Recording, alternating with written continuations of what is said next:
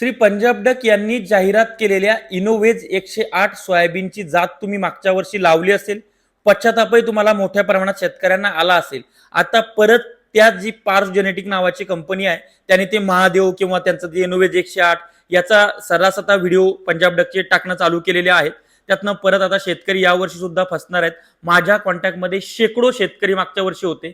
या कंपनीने त्या शेतकऱ्यांना रिस्पॉन्स दिलेला नाही, बोगस बियाणं दिलेलं आहे. आणि जे इनोव्हेज 108 सोयाबीन असेल किंवा इतर जे सोयाबीन आहेत, एखादी व्हरायटी किती चांगली असली तर तिच्या चांगुलपणामुळे एखाद्या क्विंटलमध्ये त्या ठिकाणी उत्पादनात वाढ होते. पण हे जे इनोव्हेज 108 हे थर्ड क्लास आहे, हे ॲव्हरेज सोयाबीन आहे, 7-8 क्विंटल एकरी झडणारं सोयाबीन आहे. मात्र श्री पंजाब डक आणि त्यांच्यासोबत ती एक रील स्टार मुलगी आहे, या दोघांनी मिळून म्हणजे ही जी बाहेरच्या राज्यातली जी कंपनी आहे ती महाराष्ट्रात आली. महाराष्ट्रातले प्रसिद्ध लोक रील स्टार हाताशी घेतले आणि त्यांच्या थ्रू महाराष्ट्राच्या शेतकऱ्यांची प्रचंड लूट केली. आणि ती लूट झाल्यानंतर त्या कंपनीनं शेतकऱ्यांना दाद दिली नाही.